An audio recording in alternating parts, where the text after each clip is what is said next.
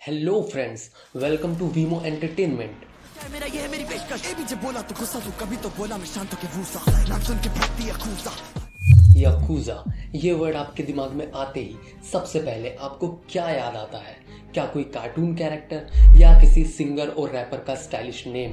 But friends, ना तो ये कोई कार्टून सीरीज का नेम है और ना ही किसी सिंगर या टीवी सीरीज का नेम। ये नेम स्टैंड करता है जापान के बेहद ही क्रूर और घातक गैंग के लिए। Yes, you heard it right, एक घातक गैंग, एक माफिया, जिन्होंने अपने हालात को सुधारने के लिए जुर्म की दुनिया का नक्शा ही बदल डाला और पूरे जापान ही नहीं बल्कि दुनिया के नक्शे पर अपने संगीन जुर्मों की मोहर लगा दी। तो फ्रेंड्स, अगर आप इंटरेस्टेड हैं कुछ इंटरेस्टिंग और इन्फॉर्मेटिव देखने में, तो बिना सोचे invest your data in this video, जिसमें मैं आपको याकूजा और इनके द्वारा किए गए कुछ अच्छे और कुछ बहुत बुरे कामों के बारे में बताऊंगा। So put your headphones and jump into the Yakuza's hello.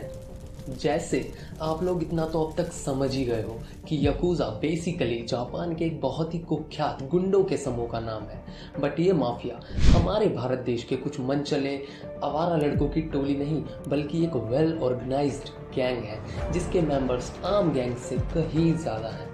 अगर हम याकूजा गैंग के ओरिजिन की बात करें कि ये गैंग आखिर बनी क्यों और इसकी ज़रूरत ही क्या पड़ी, तो मैं आपकी जानकारी के लिए बता दूं, याकूजा जापान के एक बेहद ही पिछड़े वर्ग बुराकोमिन से बिलोंग करता है।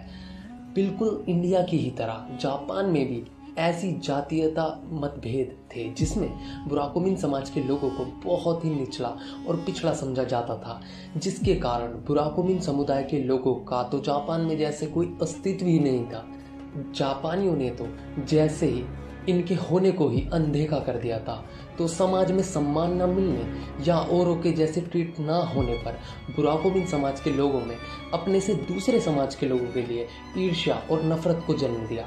धीरे धीरे इसी नफरत ने पूरे जापान को ही इस नफरत की आग में झुलसा दिया।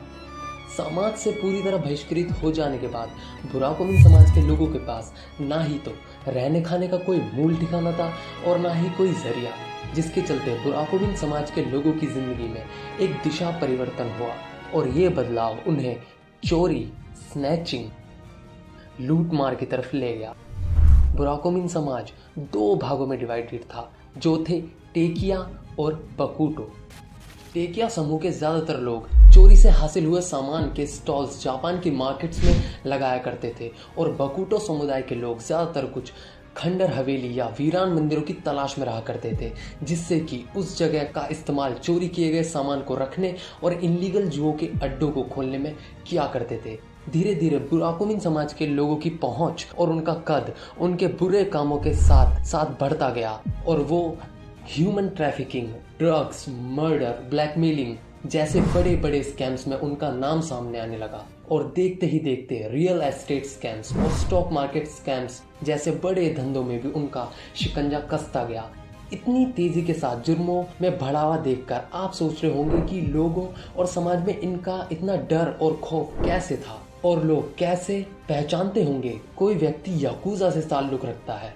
तो मैं आपको बता दूं कि याकूजा गैंग में शामिल होने के लिए कुछ सांस्कृतिक नियम और कानून थे जो उन्होंने जापानी समुराई कल्चर से सीख लेकर अडॉप्ट किए थे, जिसमें याकूजा के हर सदस्य की बॉडी पर खास तरह के टैटू से ढकी होती है, जो कि याकूजा के हर छोटे या बड़े मेंबर को फॉलो करना ही होगा। और जी नहीं, ये टैटूज बनाने का प्रोसेस और देशों जितना आसान नहीं है, ना ही इसमें कोई मशीन का यूज होता है, बल्कि याकूजा गैंग में शामिल होने के लिए टैटू की खास तरह की विधि का प्रयोग किया जाता है, जिससे इरेजुमी कहा जाता है, जिसमें आर्टिस्ट लकड़ी की पतली नीडल पर इंक लगाकर अपने हाथ से बिना किसी मशीन की मदद से पूरी बॉडी पर टैटू बनाता है। और ये ट्रेडिशनल मेथड आज के मेथड से काफी ज्यादा लंबा और दर्दनाक भी होता है। दुनिया के लिए जितने खतरनाक याकूजा साबित होते हैं, उतने ही खतरनाक ये अपने सदस्यों के लिए भी हैं, क्योंकि बुराकोमिन समुदाय में अगर कोई सदस्य कोई भी गलती करता है या फिर बुराकोमिन समाज के नियम या कानून को तोड़ने की कोशिश करता है, तो उसको अपने शरीर के किसी अंग से हाथ धोना पड़ता है। याकूजा अपने मेंबर की किसी भी भूल या गलती को जरा सा भी नजरअंदाज नहीं करता और उनसे हुई किसी भी गलती के लिए उन्हें अपनी कानी उंगली को काट कर अपने ओयाबून को देना पड़ता है। ओयाबून यानी उस ग्रुप का बॉस या लीडर। और इसी तरह अपनी किसी भी छोटी से छोटी गलती के लिए अपनी उंगलियों को काट कर अपने ओयाबून को देना पड़ता है। याकुजा एक क्रिमिनल गैंग होने के बावजूद भी एक परिवार की तरह रहता है, जिसमें उनकी यूनिटी ही उनकी स्ट्रेंथ है। और गाइस, किसी भी टीम को लीड करने के लिए टीम से ज़्यादा ज़रूरी उस टीम के लीडर की अहमियत ज़्यादा होती है, जिसकी कमांड से ही कोई ग्रुप या समूह किसी भी कार्य को कर पाने में उतना सक्षम होता है। और याकुजा के पास ऐसे एक नहीं बल्कि 4 बहुत ही बेरहम और शातिर लीडर थे, जिनके कामों और अपनी बातों को मनवाने के तरीके से एक बार को तो हिटलर भी बहुत चक्का रह जाए। जापान में याकुजा के काले कारनामों और याकुजा की पावर्स को बढ़ाने में इन 4 लोगों का सबसे बड़ा हाथ है, जो कि सिर्फ नाम ही नहीं, याकुजा के लिए एक ब्रांड है, जिसमें से सुकैया रियल एस्टेट और अलग अलग टाइप के बिजनेस पर राज करता है, जिसने व्हाइट कॉलर क्राइम्स की नींव में जान डाली।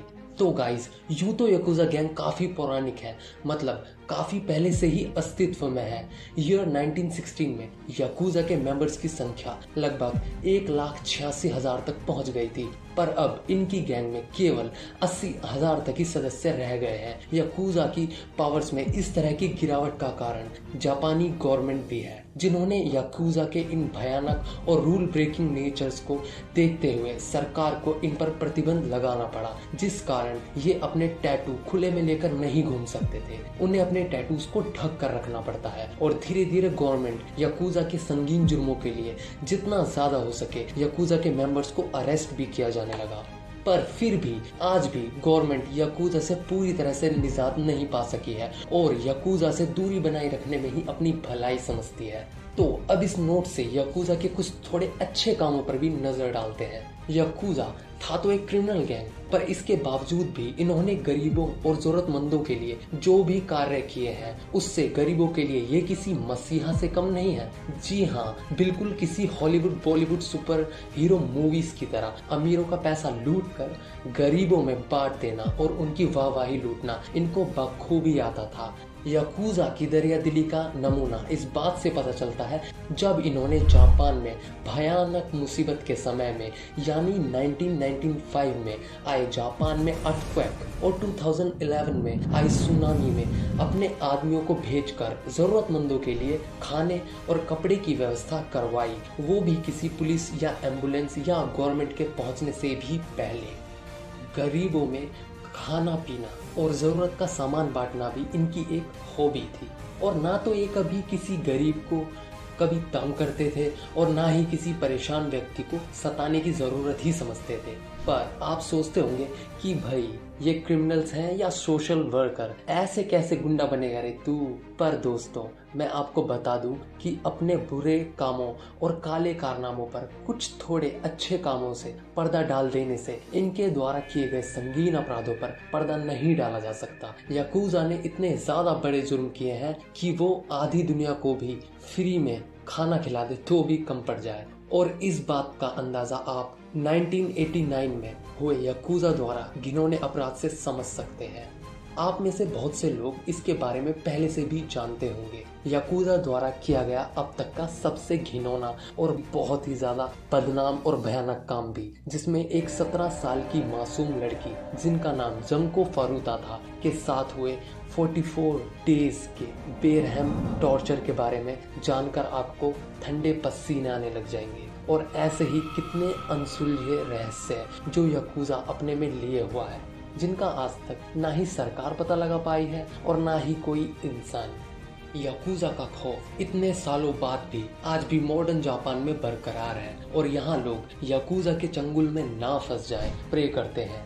अब जब आप याकुजा के बारे में जान ही चुके हो तो आप भी इंस्पायर्ड तो हुए होंगे अपनी ही ऐसी गैंग बनाने को। एंड ऑफ कोर्स क्यों नहीं, अगर आपको दर्दनाक टैटू और अपनी उंगलियां काटने में मजा आता हो तो जरूर। पर दोस्तों, ऑन अ सीरियस नोट, ऐसे लोग या ऐसी गैंग्स समाज को केवल डर फैलाने और अपने बल प्रदर्शन के अलावा कुछ अच्छा नहीं देते, और दुनिया को तो ऐसे गुंडे मवालियों से इंस्पायर्ड होने के बजाय ऐसे काम ना करने और ऐसे लोगों से बचने की सीख के साथ इस वीडियो को यहीं रोककर दरवाज़ा बंद करते हैं।